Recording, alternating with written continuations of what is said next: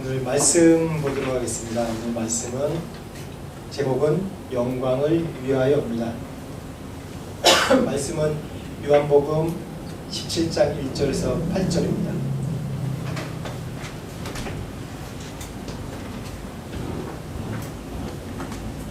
자, 1절부터 8절까지 제가 한 절 읽고 우리 여러분들이 한 절 읽고 교독으로 읽도록 하겠습니다.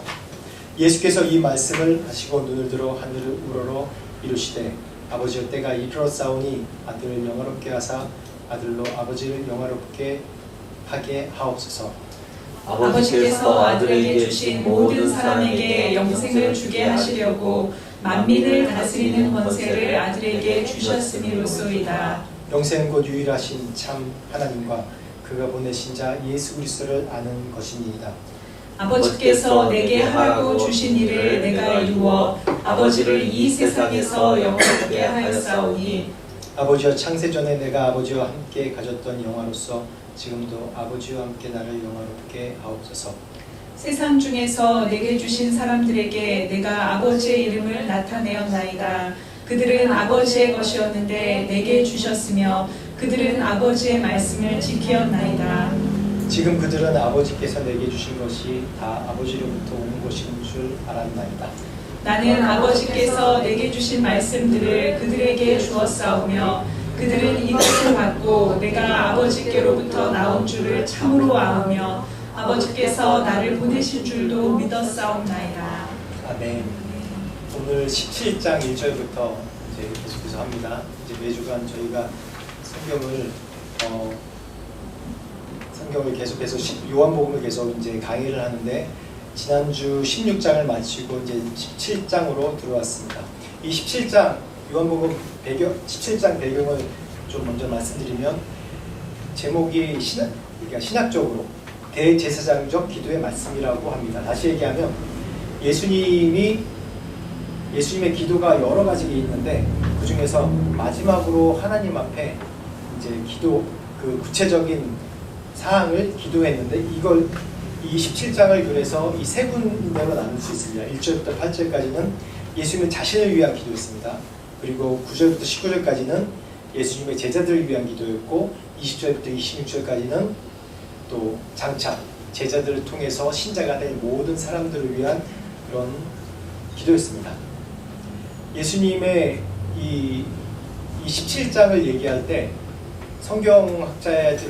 성경학자들이 말하기를 17장 이제 복음을 전할 때 성경을 딱 한 장 읽게 하겠다 하면 어떤 걸 읽게 하겠냐 그러면 어떤 강해 설교가는 요한복음 17장을 읽게 하면 이 모든 것이 해석된다고 이렇게 얘기까지 할 정도로 굉장히 중요한 기도문입니다. 그러니까 예수님 자신을 위해서 기도하고 또 제자들을 위해서 기도하고 앞으로 될 성도들을 위해서 기도하는 이 세 가지로의 기도 제목을 앞으로 3주 동안 같이 말씀을 나누도록 하려고 합니다. 예수님은 하나님이십니다. 믿으시죠? 예수님은 하나님이십니다. 근데 전능하신 하나님은 모든 것을 다 하실 수 있고 이루실 수 있는 분입니다. 근데 예수님은 항상 모든 일을 하실 때 보면 기도를 통해서 모든 걸 하셨어요. 성경 모든 말씀 가운데 사복음서를 보면 예수님의 행하신 일들 보면 모든 것을 기도를 통해서 행하셨습니다. 밤을 새워 기도도 하시고 또 새벽 미명에 허신되기 전에 일어나서 기도도 하시고 또 예수님이 제자를 선택하시기 전에 또 기도하셨어요. 또 겟세마네 동산에서 땀방울이 핏방울이 되도록 그렇게 간절히 기도하셨고 또 오병이의 현장, 기적의 모든 현장이나 죽은 나사로 살리실 때도 또 하나님께 기도를 하셨어요. 그리고 모든 영광을 보이셨어요. 그리고 바로 지금 이 17장이 중요한 게 십자가를 지시기 바로 직전에 하나님 앞에서 간절히 기도하셨던 내용입니다. 예수님에게는 이 기도가 뭐냐면 호흡과도 같았습니다. 우리 크리스찬들에게 많은 이제 설교 말씀 듣고 책에 보면 기도는 우리가 호흡이다. 우리 기독교인의 호흡이다라고 얘기하죠. 그렇듯이 예수님께서 실제로 모든 순간마다 기도하셨던 그런 증거가 이 말씀 가운데 있습니다. 십자가 바로 짓기 전에 자기 자신을 위해서 기도하시고 또 제자들을 위해 중보하시고 앞으로 될 제자들의 모든 성도들을 위해서 중보하신 그런 내용입니다. 그렇게 기도하는 습관으로 계속 하시다 보니까 이 제자들이 스승님 우리에게 기도를 가르쳐 주십시오 라고 얘기했을 때 기도를 가르쳐 준 게 바로 이게 주기도문입니다.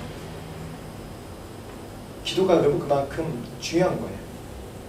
뭐 종교개혁가나 또 정말 영적으로 뛰어난 그런 영성, 또 시대를 굉장히 큰 모멘텀으로 바꿨던 그런 개혁가들, 종교개혁가들, 그들 보면 공통점들이 있어요.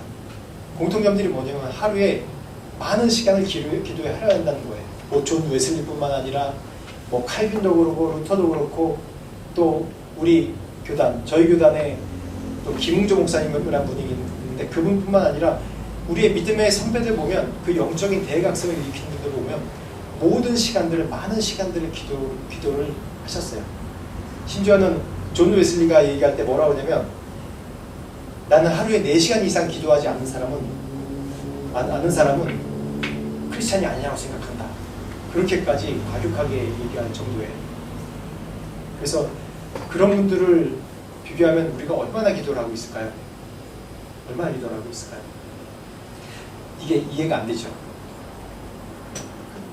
그 강해 설교의 유명한 로이 존슨이라는 분이 있는데 그분도 정말 굉장히 지적이고 성경을 분해하고 연구하고 그런 분이에요. 그런 분은 성경만 연구할 것 같은데 그런 분들 또한 하루에 4시간 이상씩 기도를 한다고 해요. 기도란 무엇이겠습니까? 기도란 하나님이 예수님께서 하나님과 계속 소통하는 소통의 수단이에요. 우리가 잘 알죠? 기도는 하나님과 대화하는 거라고요. 하나님께 쉽게 얘기해서 하나님께 조잘조잘 떠드는 거예요. 계속 조잘조잘 떠드는 거예요. 궁시렁궁시렁 대기도 하고 조잘조잘 떠드는 거예요. 하나님은 그걸 기뻐하세요. 여러분들 자녀가 있는 분도 있고 여기 또 자녀인 분들도 많은데 부모님이 정말 좋아하는 게 뭐냐면 그러니까 와가지고 미주알고주알 다 일일이 다 얘기하는 걸 너무 좋아해요. 때로는 부모님이 귀찮아 뭐 그런 까지 얘기해 그러면서 막 그래도 보면 그런 걸 너무 기뻐해요. 왜냐? 내 자식이 나랑 대화하고 싶구나. 나에게 모든 걸 함께 하고 싶구나. 함께 공유하고 싶구나 라는 거죠. 여러분들도 대화를 많이 하는 상대가 누굽니까? 여러분들 젊은 사람들은 친구랑 대화를 많이 하겠죠? 뭐 있는 거 없는 거 다 얘기하잖아요. 그렇죠? 저는 제 아내와 대화를 많이 합니다. 미주알고주알 다 얘기해요. 왜 그래요?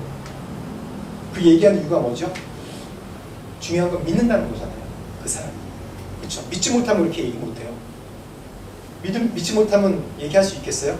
내가 얘기한 모든 얘기를 다른 사람한테 가서 다 나를 공격하는 수단으로 삼는다면 내가 그 사람한테 얘기하겠습니까? 못하죠. 근데 여러분 자녀가 부모한테 왜 그렇게 다 얘기할 수 있어요? 왜 그렇게 다 얘기할 수 있을까요? 믿잖아요. 세상에 누구보다도 나를 보호해주고 염려해주고 사랑해주고 내 모든 허물까지 다 덮어주고 감싸주고 이해해줄 분이 누구예요? 부모님이잖아요. 그렇기 때문에 미주알고주알 다 얘기하고 나의 모든 잘못도 다 얘기할 수 있어요. 그게 바로 하나님께 대한 기도입니다. 기도예요. 그래서 제가 지난주에 우리 우주 형제랑 첫 성경공부를 시작했는데 성경공부 시작할 때 이제 그런 얘기를 했어요. 하나님과 어떻게 대화하는지에 대해서 얘기했어요. 얘기하면서 하나님께 미주알고주알 다 얘기해라. 하나님은 들으신다고. 내 속으로 혼자 중얼중얼 하는 것 같은데 그것도 다 들으시는 거라고 얘기했어요. 근데 이제 다음 성경 공부할 때 거기 어떻게 적용했는지 이제 같이 나눌 건데 하나님은 그런 분입니다. 하나님 살아계신 거 다 믿으시죠? 여러분 다 믿죠? 그러면 여러분 스스로 조잘조잘하면서 계속 궁시렁궁시렁 되는 것도 다 들으시는 게 하나님이십니다. 다. 지금부터 계속 그런 훈련을 하셔야 돼요. 그래서 요한복음 16장 33절에 한번 말씀 읽겠습니다. 같이 읽겠습니다. 시작. 이것을 너희에게 이르는 것은 너희로 내 안에서 평안을 누리게 하려 함이라. 세상에서는 너희가 환난을 당하나 담대하라. 내가 세상을 이기었노라. 아멘. 우리가 기도하지 않는 이유가 무엇일까요? 기도하지 않는 이유가 뭘까요? 여러 가지 원인이 있을 수 있겠어요. 환경이 그렇고 바쁘고 잠잘 시간도 없는데 또 새벽기도 저희 교회 새벽기도 하는데 새벽에 그 시간에 못 맞춰서 일어나요. 또 일어나서 막 챙기다 보면 기도할 시간 밥 먹을 때밖에 없어요. 밥 잘 먹게 있어요. 이거밖에 없어요. 그렇게 얘기할 때가 많아요. 그런데 좀 여러분들 챌린지에 도전하려고 하는 얘기예요. 정죄하려고 하는 얘기가 아닙니다. 기도하지 않는 이유는 하나님의 약속에 대해서 별 관심이 없는 거예요. 아니면 내게 고난이 없기 때문에 그 약속을 별 관심이 없어요. 그렇기 때문에 기도를 안 하는 경우가 굉장히 많아요. 한번 생각해 보세요.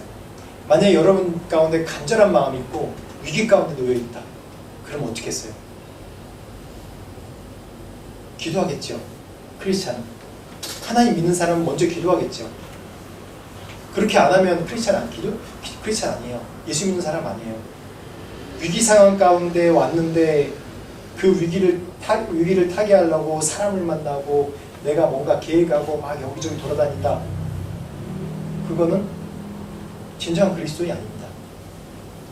다시 얘기하면 하나님이 약속하신 약속에 대해서 별 신뢰함이 없는 사람이 자신을 믿는 사람이고 자신의 계획을 믿는 사람이고 자신의 돈을 믿는 사람이고 어떤 사람의 권력을 믿는 사람인 거예요.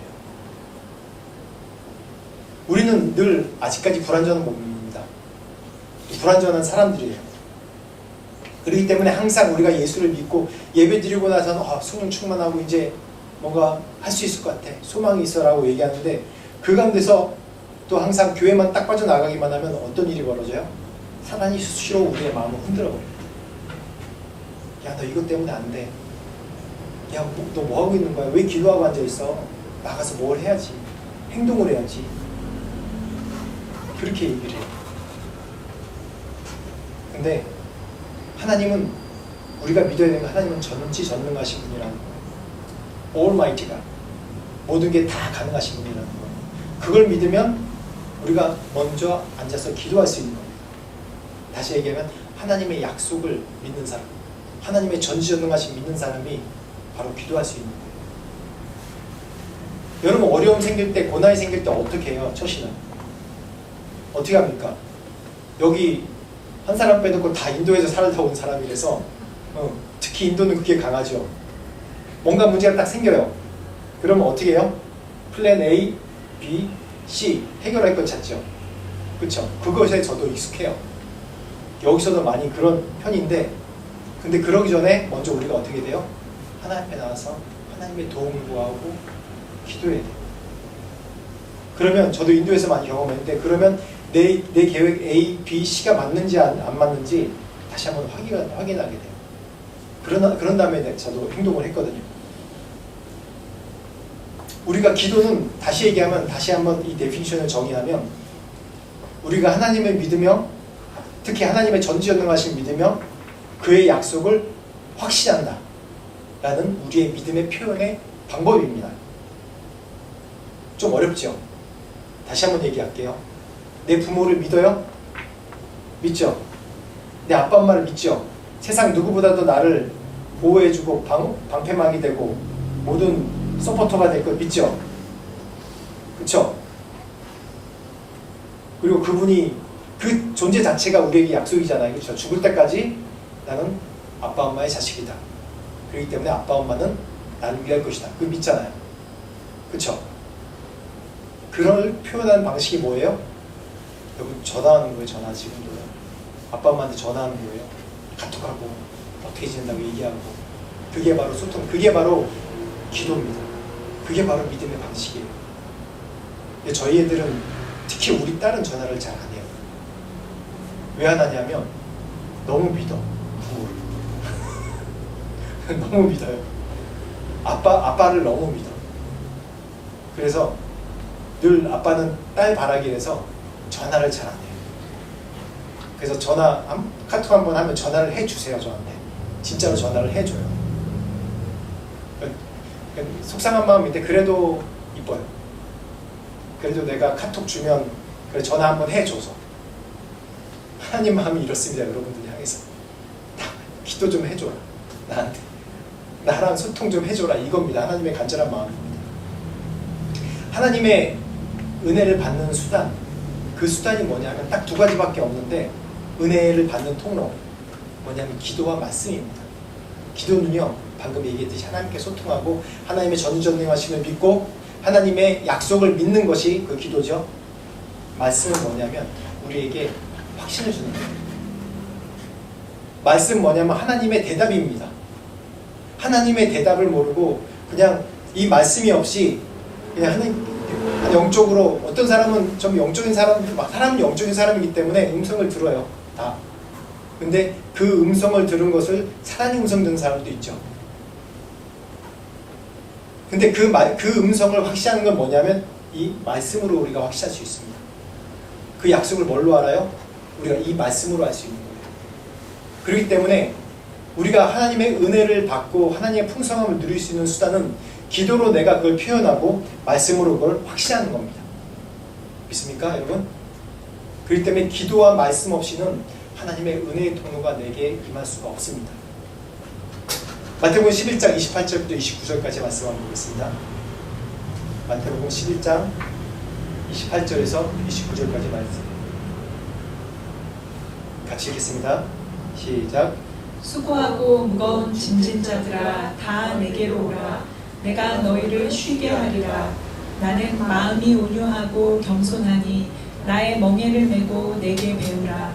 그리하면 너희 마음이 쉼을 얻으리니 이는 내 멍에는 쉽고 내 짐은 가벼움이라 하시니라. 여기서 무거운 짐진 자들아 다 내게로 오라 라고 얘기할 때 무거운 짐진 자를 오라고 하는데 무거운 짐자를 쉬게 하는 것이 어떻게 하는 거예요? 짐을 내려놓으라고 그러고 대신 져준다고 그래야 되는데 그냥 내게로 오면 쉰대요. 중간이 빠졌어요. 뭐가 이상하죠? 무거운 짐진 자들 짐을 해결해 줄 수 있는 건 뭐예요? 짐을 내려놓게 하고 혹시는 대신 져주는 거잖아요. 근데 그냥 무거운 짐진 자들아 내게로 오라. 내게로 오면 쉬리라 라고만 얘기합니다. 좀 그 다음 넘겨주시겠어요? 이게 뭡니까? 멍에입니다. 멍에예요. 멍에는 소나 짐승들이 두 쌍, 세 쌍이 이렇게 지고 한꺼번에 그 힘을 받게 하는 수단입니다. 밭을 가는 역할을 하죠. 뭘 끄는 역할을 하죠. 그 다음 넘겨주세요. 네, 이런 식으로 집니다.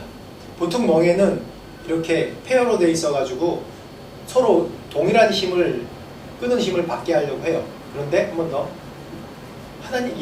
하나님이 이 멍에를 매라는 것은 이런 멍에예요. 지금 송아지는 멍에를 안 맸죠. 이런 거예요. 여기에 멍에 있다고 멍에가 이렇게 아까는 동일하게 이렇게 있는데 또 멍에가 이렇게 대칭으로 이렇게 있어요. 즉 얘기는 뭐냐면 나에게 와서 멍에를 매라는 건 뭐냐면 내 멍에가 있고 너의 멍에가 있는데 너의 멍에의 짐은 지는 게 아니라 그 짐을 다 하나님이 진다는 거예요. 나는 그 멍에 가운데 옆에서 따라가기만 하는 거예요. 송아지가 멍에의 힘을 받겠습니까? 이 멍에의 힘을 아무것도 안 받는 거예요. 그래서 말씀 다시 돌아가 주세요.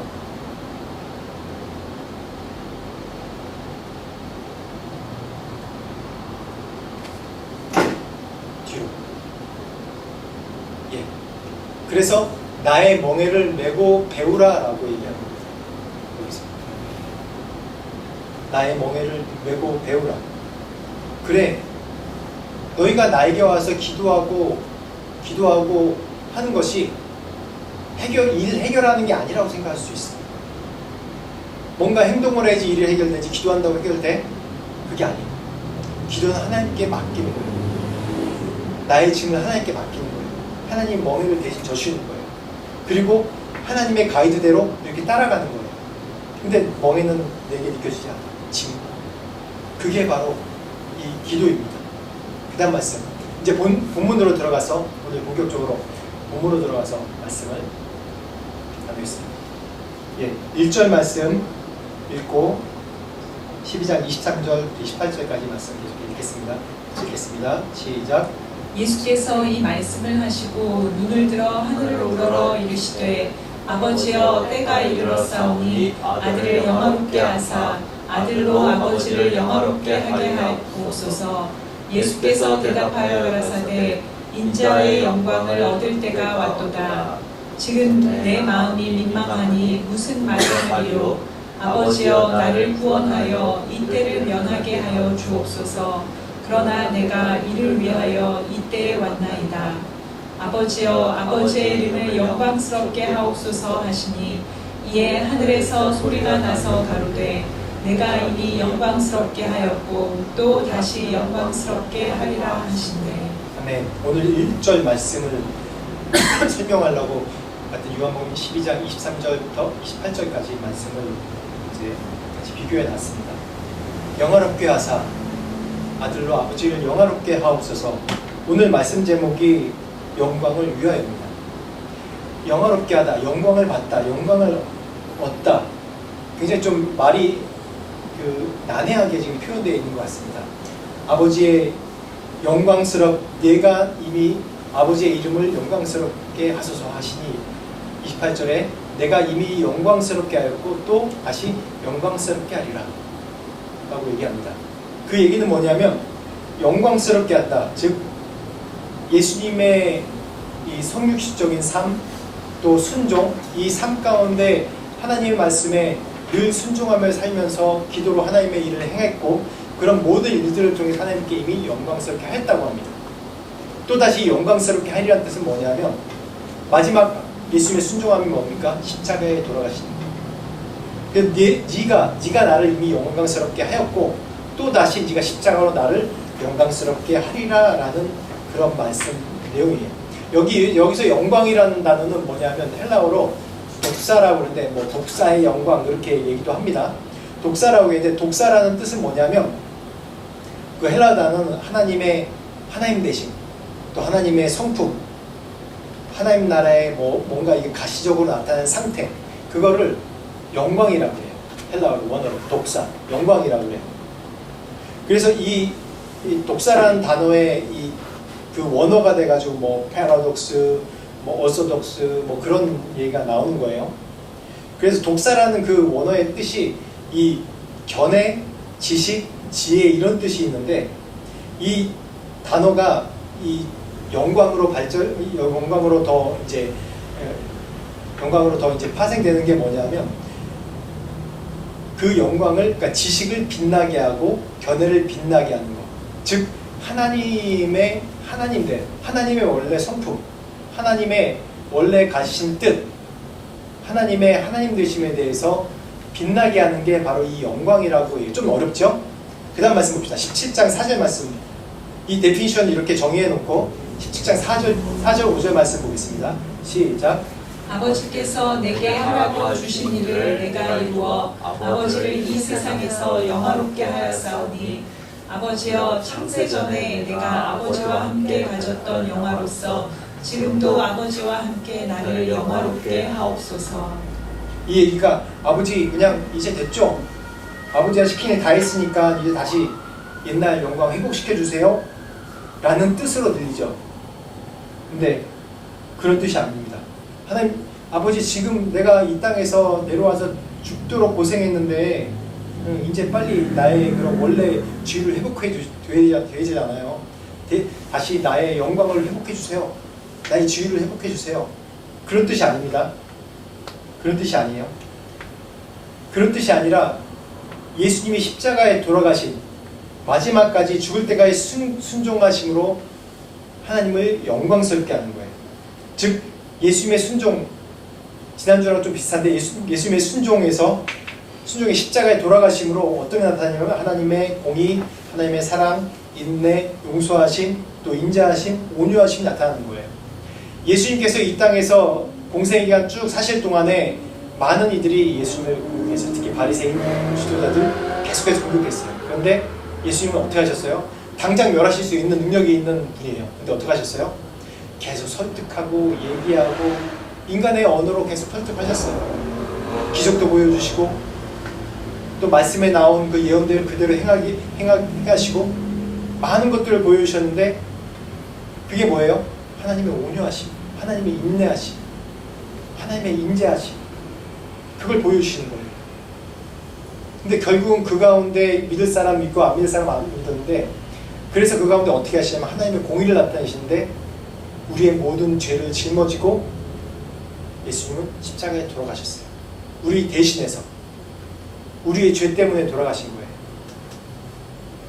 그래서 이 마지막 순종이 뭐냐면 영화롭게 한다는, 영광스럽게 한다는 게 뭐냐면 하나님의 공의를 십자가에 나타내 주시는 거예요. 그게 그 순간에 바로 영화롭게 되는 겁니다. 즉 예수님의 순종을 통해서 뭐가 나타나냐면 하나님의 성품이 나타나는 거예요. 예수의 십자가에 돌아가심을 통해서 뭐가 나타나요? 하나님의 사랑을 우리가 알 수 있어요. 지금 우리가 알 수 있죠? 하나님의 공의가 어떤지 알 수 있어요. 죄인은 죽어야 된다는 거예요. 하나님의 온유하심, 인자하심, 인내하심, 그동안 우리를 통해서 참으신 그런 모든 것들을 우리가 예수님의 순종하심으로 우리가 그 영광을 나타내는 겁니다. 즉 다시 얘기하면 이게 뭐냐면 반사적인 영광이라고 그래요. 반사적인 영광.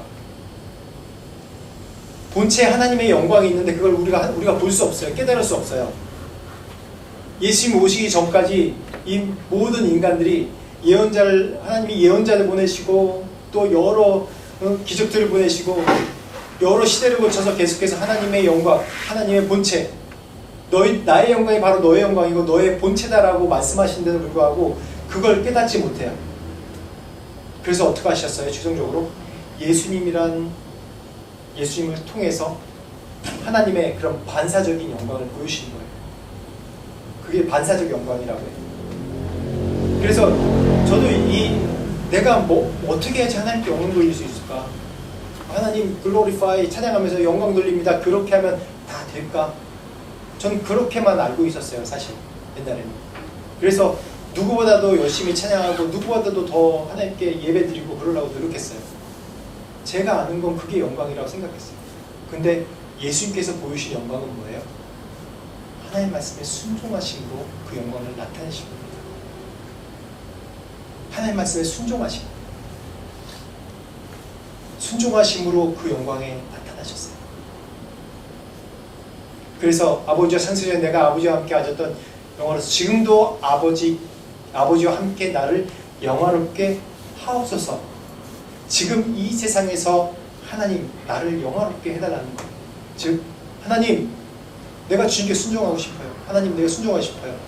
아까 12장 27절의 말씀에 내가 민망해서 하나님 아버지 내가 아버지 짐을 지르는데 자꾸 이 잔이 내게 비껴가게 하고 싶어요. 하나님 비껴가게 해주세요.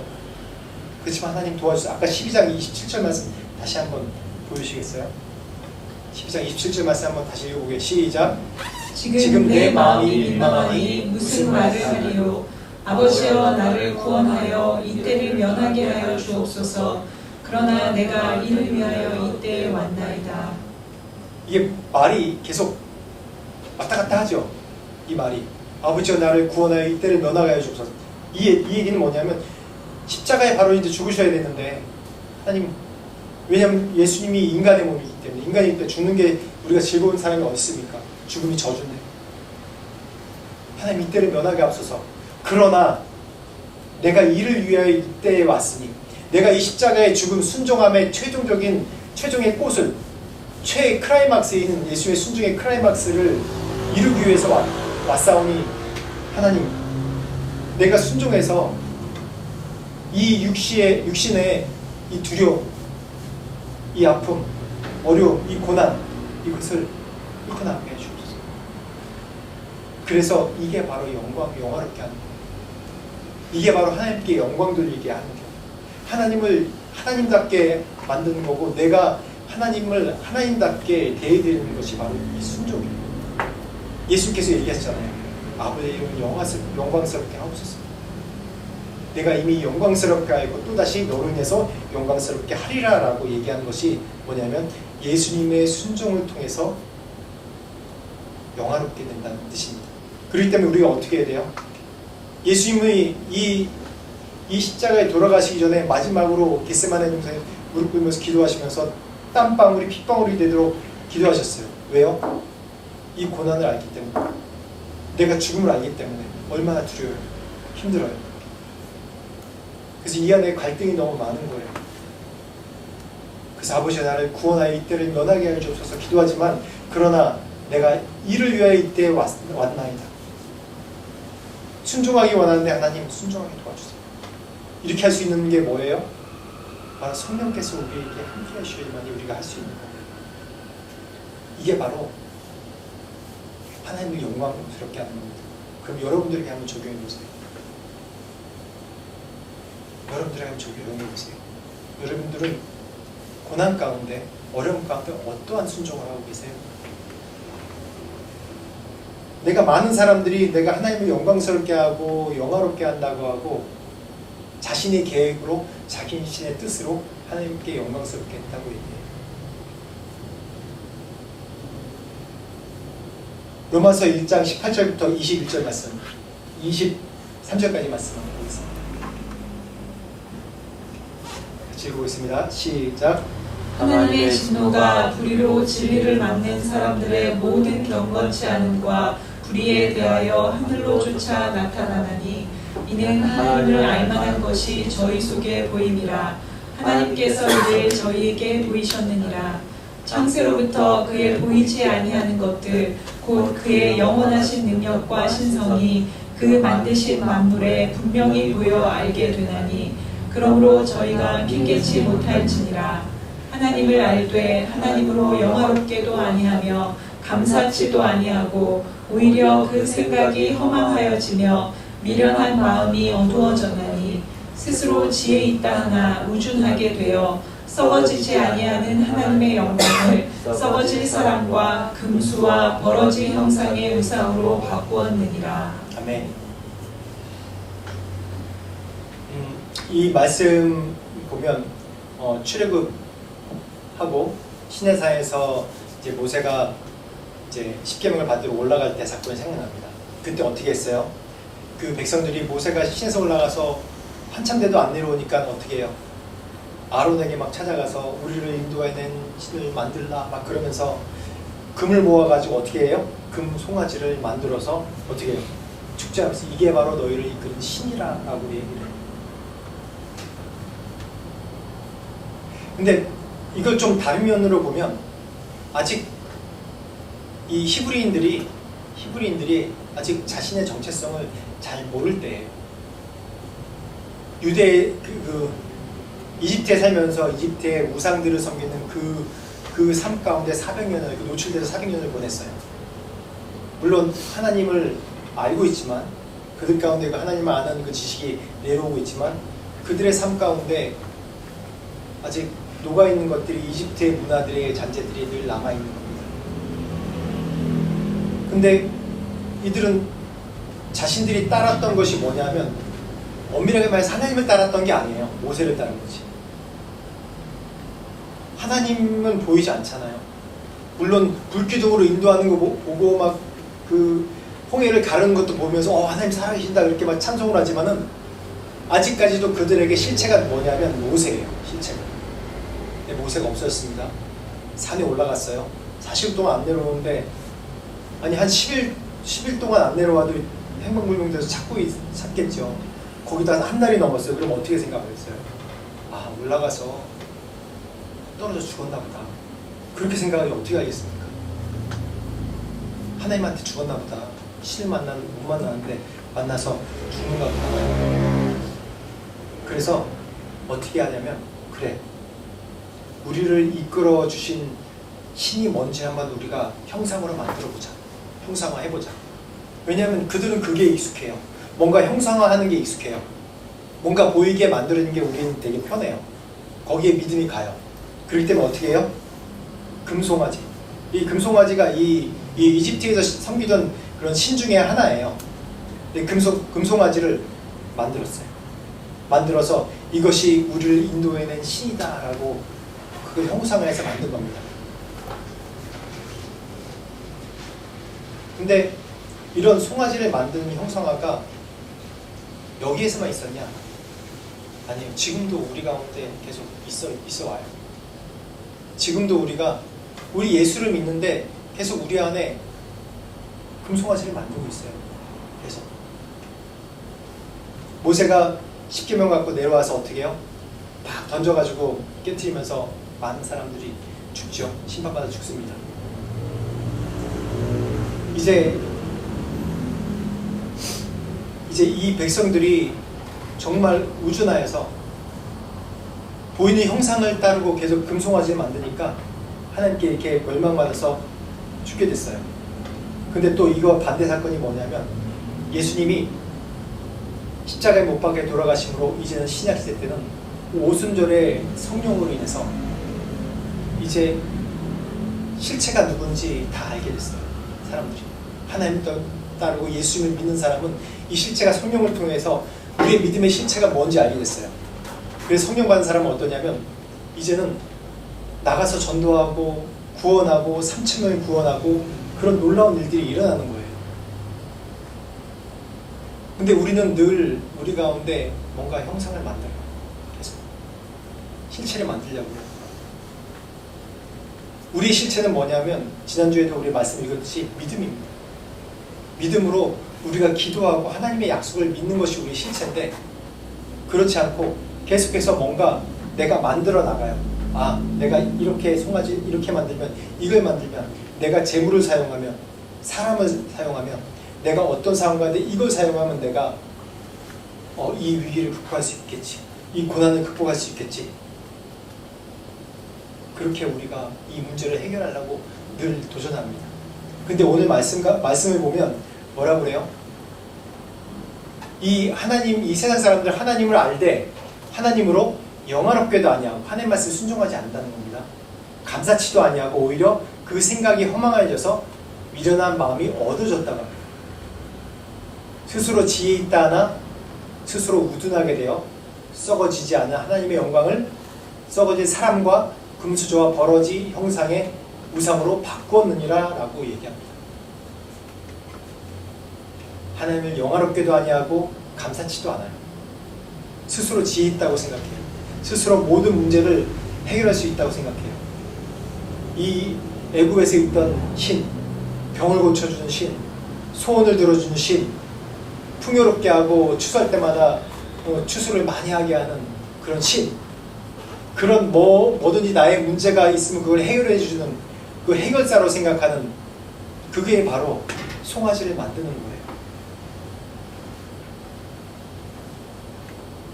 빌립보서 3장 17절 말씀 한번 보겠습니다. 빌립보서 3장 17절에서 21절 같이 말씀 읽어보겠습니다. 시작. 형제들아 너희는 함께 나를 본받으라. 또 우리로 본을 삼은 것 같이 그대로 행하는 자들을 보이라. 내가 여러 번 너희에게 말하였거니와 이제도 눈물을 흘리며 말하노니 여러 사람들이 그리스도 십자가의 원수로 행하느니라. 저희의 마침은 멸망이요 저희의 신은 배요 그 영광은 저희의 부끄러움에 있고 땅의 일을 생각하는 자라. 오직 우리의 시민권은 하늘에 있는지라. 거기로서 구원하는 자 곧 주 예수 그리스도를 기다리노니 그가 만물을 자기에게 복종케 하실 수 있는 자의 역사로 우리의 낮은 몸을 자기 영광의 몸의 형체와 같이 변케 하시리라. 여기 말씀에 저희의 마침은 멸망이고 그들의 약속은 멸망입니다. 저희의 신은 배요 그 영광은 저희의 부끄러움에 있고 땅의 일을 생각하는 자라. 그들의 신은 자기 먹고 하는 그런 자신의 배만 위한다는 겁니다. 즉 우리가 예수를 믿을 때 나의 소원 성취 또 문제 해결 거기에만 집착하고 그렇게 안 하면 하나님 살아계시지 않아. 그게 아니에요. 오늘 말씀에 하나님께 영광 돌린다는 것이 그런 겁니다. 그게 아니라 계속 기도하다 보면 어떤 이제 경우까지 가게 되냐면 내 문제는 안 보이고 계속해서 하나님의 얼굴만 보이는 거예요. 예수 그리스도의 그런 얼굴만 보이는 거예요. 내 문제는 온도 가운데 없고 내 안에 그 가운데 평안과 그 가운데 은혜가 넘치는 거예요. 우리가 금식 기도하러 기도원 올라가면 그런 경우를 많이 보죠. 내가 어떤 문제를 갖고 왔어요. 내 문제를 갖고 막 기도하는데 그 문제가 해결된 거 상황은 아무것도 안 변했어요. 근데 뭐가 변했냐면 내 자신이 변해 있는 걸 볼 수 있는 거예요. 아, 내가 이 상황을 이렇게 내가 하나님 앞에 인정하고 이 상황을 이렇게 내가 하나님 앞에 들고 있구나 라고 깨달은 것을 볼 수 있어요. 그 다음 말씀 보겠습니다. 에레미야 6장 20절부터 20절이랑 이사야 44장 7절 말씀입니다. 시작. 시바에서 유향과 원방에서 향품을 내게로 가져오면 어찌니뇨. 나는 그들의 번제를 받지 아니하며 그들의 희생을 달게 여기지 않노라. 무릇 내 이름으로 일컫는 자 곧 내가 내 영광을 위하여 창조한 자를 오게 하라. 그들을 내가 지었고 만들었느니라. 네, 뭐라고 얘기합니까? 여기서 유황과 원방의 상품을 내게로 가져오면 어찌미뇨. 나는 그들의 번제를 받지 아니하며 그들의 이상을 달게 여기지 않노라라고 얘기합니다. 사람들은 하나님 앞에 드리는 것이 내가 뭐가 잘 되고 또 내가 성공하고 내가 뭘 해야지만이 하나님 앞에 잘 드리고 영광 돌린다고 착각을 하고 있어요. 근데 정말 중요한 건요, 하나님께 우리가 예수님의 순종의 삶을 따라 사는 거예요. 특히 예수님께서 어떻게 사셨습니까? 계속 기도하셨어요. 어느 순간에, 기도가 그래서 가장 기본입니다. 어느 순간에든지 계속 주님 앞에 나와서 기도하셨어요. 왜 기도해요? 순종하려고. 하나님 말씀에 순종하려고. 물론 우리가 기도할 때 나의 문제를 드려야 됩니다. 왜냐하면 내 이 상황이 있기 때문에. 나의 문제를 드리고 나의 어려움도 고백하고, 왜냐하면 내가 조잘조잘 주님 앞에 얘기하는 거잖아요. 나 자신이기 때문에. 근데 그걸 다 주님 앞에 맡겨드리는 거예요. 맡겨드리고 내가 순종하겠습니다 라고 하는 거예요. 아버지는 모든 걸 갖고 계신 분입니다. 여러분의 모든 것을 해결해 주실 수 있는 분이에요. 풍성하신 분이고 풍부하신 분이고 전지전능하신 분이에요. 이 온 우주를 만드시고 지구를 만드시고 온 세상을 만드신 분인데 무엇을 못하겠습니까? 나를 위해서. 나를 위해서 무엇을 못하겠습니까? 근데 나를 통해서 하시고자 하는 건 뭐냐면 나의 매일 되는 순종의 삶을 통해서 하나님께서 영광받기 원하세요. 반사적인 영광 얘기했죠. 내가 반사적인 영광, 예수 그리스도가 될 때, 매일 순종의 삶을 살 때, 그런 모습이 계속해서 나올 때 이 세상 가운데 하나님의 영광으로 계속해서 비춰지는 겁니다. 마지막으로 로마서 8장 18절 말씀 먼저 보겠습니다.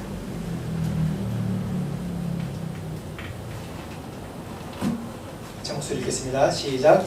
생각건대 현재의 고난은 장차 우리에게 나타날 영광과 좋게 비교할 수 없도다. 하나님의 영광에는 늘 이러한 고난이 따릅니다.